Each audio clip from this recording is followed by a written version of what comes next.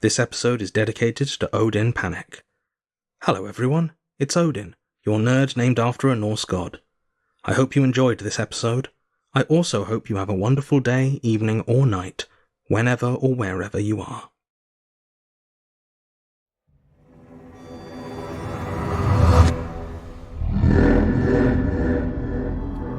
Rusty Quill presents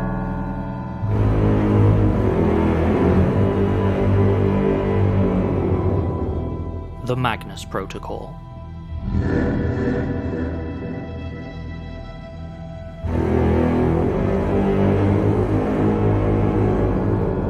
Episode 13, Futures.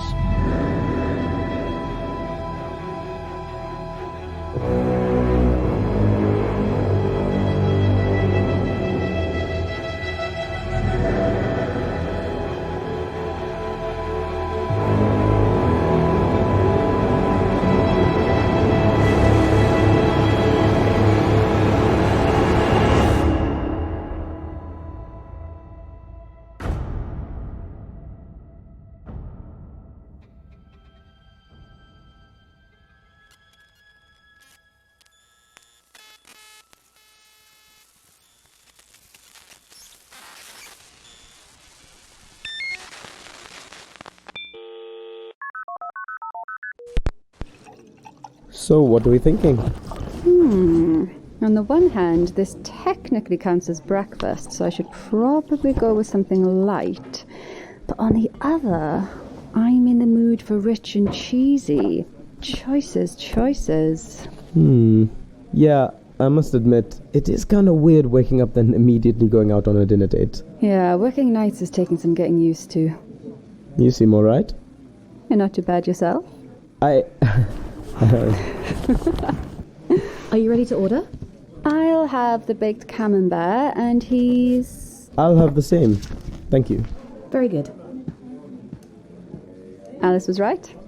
It is easy to make you blush. You just caught me unawares. Of course. So, you asked her about me? Just doing my due diligence. And what else did she say about me? That you don't know how cute you are. Oh, well... And that you're an overachiever, obsessive, a bit repressed, Okay. nosy, kind of a recluse. Thank you. And very easy to wind up. Well, she's not wrong, I guess. So, who do I talk to get a complete list of your flaws? No one. I'm mysterious. Well, jokes aside, we should probably just get all of our baggage out on the table now. It's risky enough dating at work without adding bombshell revelations to the mix. You want to start with the big stuff? Okay then. I have a baby. Jack. He's just over a year old now. Cool. And before you ask, no, there's no dad on the scene, not even sure who he is. I had a couple of wild years after I moved here. It was a really weird time for me, but somehow I got lucky enough to come out of it all with him. Fair enough. Do I get to meet him? That depends on your baggage. Dish. Alright. No kids of my own. Both my parents are still around. I haven't worked up the nerve to tell them that I bailed on my last job yet. They'd care that much? I was tested as a kid and, they said I was gifted, so Mum and Dad got a bee in their bonnet and enrolled me in every enrichment program they could find. Like the Magnus Institute? No. They were the first ones that didn't want me. That why you're so hung up on them? I don't know. Maybe that definitely feels like when it all started. When what started? Well, after that, it all just went downhill. Didn't get into Oxford, so I went to Nottingham. I graduated, but I missed the first by 1 mark. Then I went to work at a legal firm. I was there for years, hoping they'd eventually sponsor me for a law degree. And... I had a breakdown. Stress. There was an incident at work. I freaked out during the presentation. After that, they encouraged me to move on, and I did. 6 unemployed months later, and I took a job at the OIAR. Alice hooked you up? Yeah. Full disclosure, we dated at uni and stayed in contact after.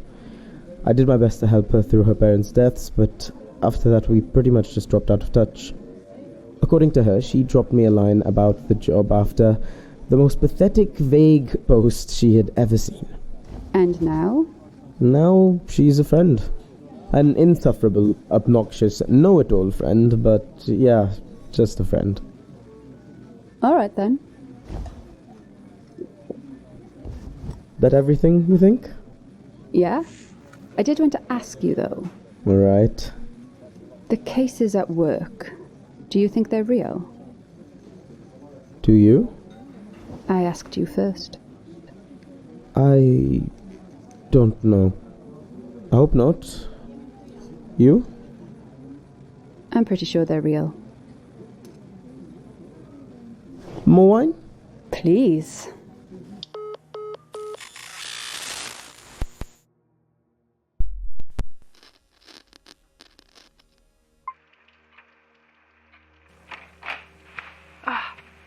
Can I help you, Gwen? Is it my fault? You'll have to be more specific. Bonzo, one of the cases. Did it really happen? Was it because of me? Yes. Whatever horrible case you read, it happened. And am I responsible? To a degree. Tell me why. Sit. I don't want... Sit.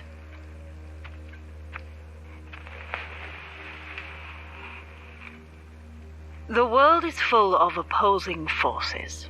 Some benevolent, most not. In order for the wheels to keep on turning, all these forces need to be monitored and balanced. That is where we come in. That doesn't mean anything. And yet it is the only explanation you're going to get, for now. So what? We're the bad guys. We are managing the bad guys. There should be an email in your inbox. We have another external that needs assignment. It's quite urgent. Gwen? I'll sort it. See that you do.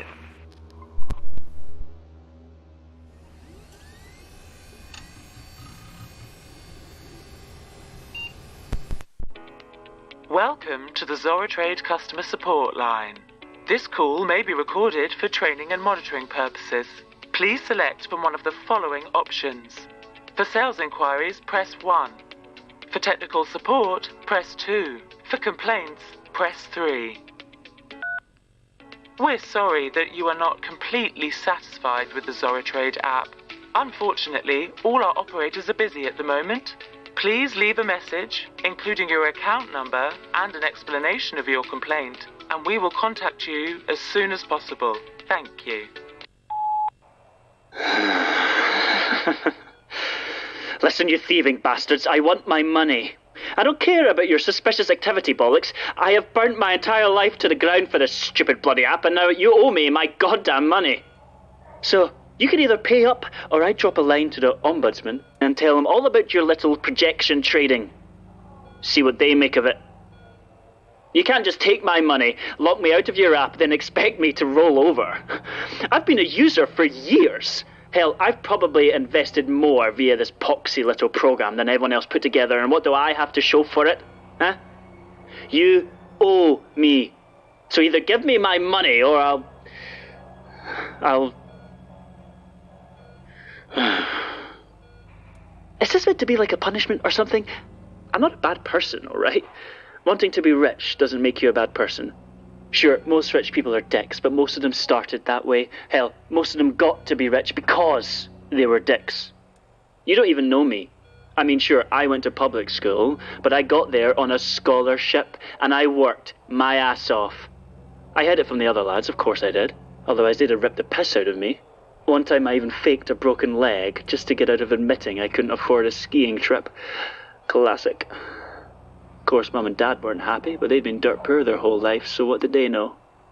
I earned everything I got. Most of the other lads went to uni, Oxbridge and that, but not me. I had the plan. While the rest of them were stuck translating Plato or whatever, I would be out there earning bank. I took my entire student loan out and got straight to shorting using your app. This was back when it had only just launched. I struggled through your first janky interface, your weird background checks, all those damn glitches. I stuck with it because unlimited margins and deposits was pretty sweet. Made some quick cash, shorting failing startups, then used that to broaden into crypto, leveraged some EM ETFs, scraped up a few pennies, then started to go long on a few obvious winners like Omni and SparkUp for some hedging. Easy peasy. It was good. It was working. I made up with the lads and suddenly I was the one buying the good stuff, and sure, money can't buy you love, but you'd be amazed what personal trainers, high-end surgery and hair plugs can achieve on a specky little finance nerd. Life was good. Bloody expensive, but good. I had a couple of close calls, sure, but something always came along. God bless Bitcoin, am I right? So, yeah. Then I got cocky and I bet against the big man himself. I shorted Dantex hard in 2020. Stupid really, but the whole Zurich thing had wiped out a bunch of my portfolio and I got a tip-off from one of the lads, so I went all in. And no, I don't blame Zoro Trade for that, but it was a bad time. I remember I was sitting on the deck with Ollie, watching the sunset in the Riviera, and I was ready to close up shop. I grabbed my phone and started messing with the settings, looking to settle up. That was when I noticed your new personal projection short selling feature. It was disabled, buried under advanced lab settings and covered in disclaimers without any explanation, but it still grabbed me. I had no idea what it was, and there was nothing about it online. Just that one slider with the warning. These settings are experimental and may not function as intended. User discretion is advised. You really think that is enough after what you've done to me? But hey, screw it. I figured I was already basically broke. What did I have to lose? I flicked it on and a new dialogue window opened with 2 words. Investment amount. Bear in mind that at this point I barely had a pot to piss in. So I put in my last few grand. Why the hell not? The phone pinged and a little approving tick appeared and then it was gone. Nothing else. I carried on drinking and passed out around 4 a.m. Ollie kicked me shoreside in Le Brusque the next evening. He wasn't too impressed with the mess I'd made of his guest cabin, and let's be honest, we didn't really get on anyway. He dumped me at the dock with nowhere to stay and told me he'd send me a bill for the TV. I tried calling up one of the other lads, but no one was picking up. That's when I checked the group chat. Turns out I must have run my mouth the night before because now Ollie had told everyone I was broke. Apparently, they always knew I'd end up back in the gutter eventually. I was just writing a proper response when my phone died. I'd been borrowing Ollie's charger. Yeah, I know I'm going long with this, but tough. You could just shut up and listen. So, it turns out that stepping off a yacht, alone, in some pissant fishing dock in the arse end of nowhere, in the middle of the night with $1,000 case and a lost look on your face is a good way to get yourself mugged. They took everything. The case, my watch, my jacket, even my shoes. Not my phone. Don't know why, it's like they didn't even notice it. Kicked the hell out of me, though. Talk about rock bottom. It took me a while to convince anyone to let me borrow their charger and call the British Embassy. Took me even longer to get through to the embassy. They told me to go online for an emergency travel permit, and it was as I was applying for it that I saw a new email ping up from my bank app. Deposit received. I opened it and got as far as remaining balance £100,083.12 before I was back on Zoro Trade reading a notification. Congratulations. In recognition of your change in circumstances, your personal projection short sale has now been paid in full. We hope you invest again soon. Somehow, when I was pissed out my skull, I'd used the app to bet against myself and come out ahead. It didn't make any sense, but when I checked with the bank, there it all was. Every penny. Obviously, you hadn't worked out the bugs for this projection thing yet, but that's your problem, not mine. It's not like I hacked it or anything. Still, I knew it was probably a fluke. Time to call it quits. Only that's the thing with money. It multiplies, especially when you're good at finding loopholes.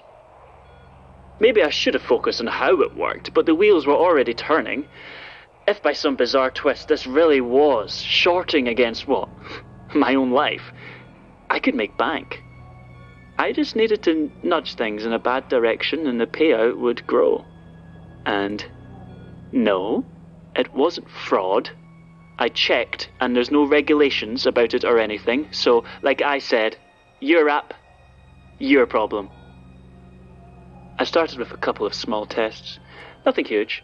I bet £1,000, then picked a fight with the biggest stranger I could. It cost me a tooth, but 400 profit. A good return, but it didn't cover the dental bill to get it properly fixed. I tried again. This time betting 10k before renting a car, with insurance, and crashing it into a tree at speed. That messed my leg up pretty badly, and I got a face full of glass, but I also got 50k profit. That was more like it. I spent a few weeks breaking myself and sabotaging my life in various ways, and by the end I'd banked a cool mill. It was just so liberating, so addictive. Literally cashing in my misery into cold, hard cash. So as the sun set over the harbour, I opened the app again and dug straight through to the personal projection short-selling box. Investment amount, £1 million. You only live once, right? Again, the little ping and the tick, and then it was time to go for a walk. I'd picked out the spot the day before, a cliff about an hour and a half's walk uphill near some old monastery or wherever called Notre Dame de Mai. It had a decent view if you're into that kind of thing, but more importantly, it was high. Just high enough to really hurt me, not enough to kill me. Or so I hoped. On the way I made a few phone calls. First to my parents, telling them that I never loved them and hoped they died horribly. Next, I was on the group chat with the lads, telling each of them just how many times I slept with their partners, even when I hadn't. Then it was on to my socials, publicly declaring my affiliation with every messed up ideology and psychopath I could find. I ran out of time before I could confess to robbing orphanages to buy drugs, but I think I made my point. Then I got to the cliff. It felt much taller standing at the top. There was a surprisingly chill wind blowing across the edge, driven upwards from the sea, and that coupled with the sheerness of the drop gave me a moment of vertigo. I hesitated. Was this really worth it? I jumped. I woke up here at L'Hôpital Jean Marcel 2 days later. Apparently, I was in a medically induced coma since they found me. One leg was amputated, and the other was full of pins. Cracked spine in 2 places, ruptured spleen, 6 broken ribs, and a cracked skull. Every second hurts. But when I woke up, I couldn't be happier. I was alive, sure, but more than that, I was rich. Properly rich. Untouchably rich. Everything was going to be okay. Everyone crowded me when I woke up, but I just kept demanding my phone until finally one of the nurses gave up and handed it over. I had about 1,000 missed calls, but I skipped straight to Zoro Trader. I braced myself, looked down, and there it was. Almost 50 million. But there was a tiny symbol to the left of the figure. A minus symbol. And then I saw your notice. Your payment has been suspended due to suspicious account activity, including potential insider trading. Official bodies have been notified. Please repay your outstanding balance or prepare for personal adjustment. That was 12 hours ago, and no matter what I do, I can't seem to get through to anybody. So, yeah, I need my money. I didn't do anything wrong. I just used the loophole, that's all. You can't blame me for playing the system. Besides, I've got nothing left. Nothing. So just give me my goddamn money. Oh, right. Darian Laurel, account number 428813. Thank you. You are being transferred to our adjustments department.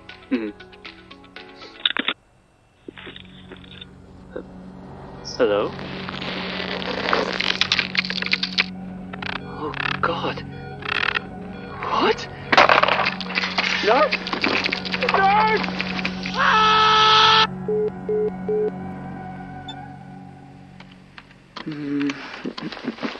Coffee? Afraid not. I'm still catching up. Yeah, that'll happen when you turn up late and half-trolleyed. I don't know what you're talking about. Those cheeks don't lie. Either you're reading a particularly saucy case, or someone had a cheeky tipple before work. There may have been some wine. Come on then. How was it? Did your eyes meet across a crowded McDonald's? Or was it more of a creative buckfast under a bridge sort of situation? It was nice. Nice, he says. Is she at least going to make an honest woman out of you?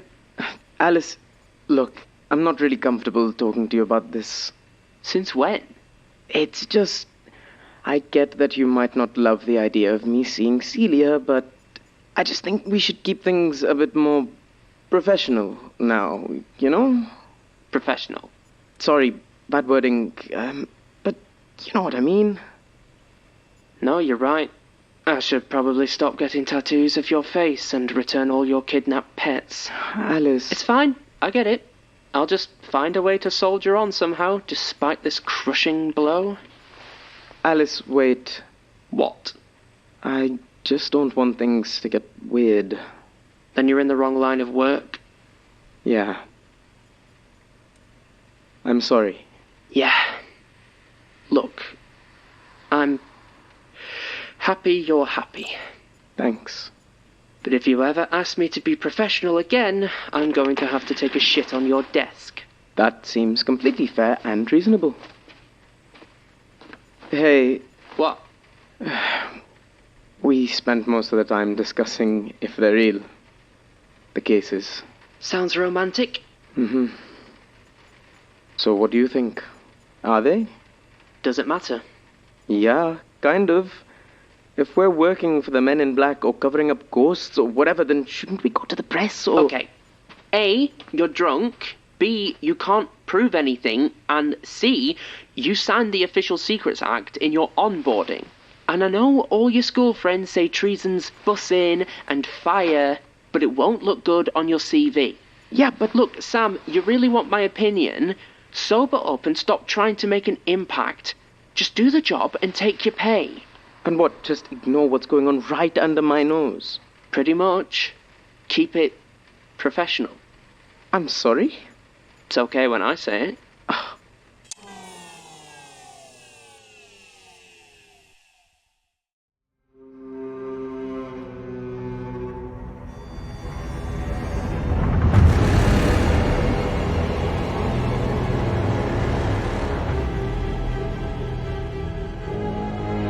The Magnus Protocol is a podcast distributed by Rusty Quill and licensed under a Creative Commons Attribution Non-Commercial Share-alike 4.0 international license.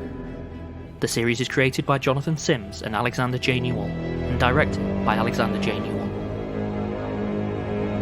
This episode was written by Alexander J. Newall and edited with additional materials by Jonathan Sims, with vocal edits by Nico Vitesi, soundscaping by Meg McKellar, and mastering by Catherine Rinella, with music by Sam Jones.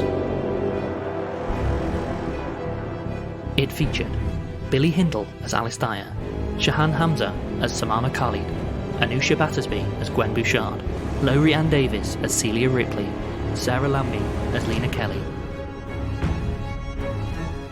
The Magnus Protocol is produced by April Sumner, with executive producers Alexander J. Newall, Danny McDonough, Lynn C., and Samantha F. G. Hamilton, and associate producers Jordan L. Hawke, Taylor Michaels, Nicole Perlman, Cetius the Raven, and Megan Nice.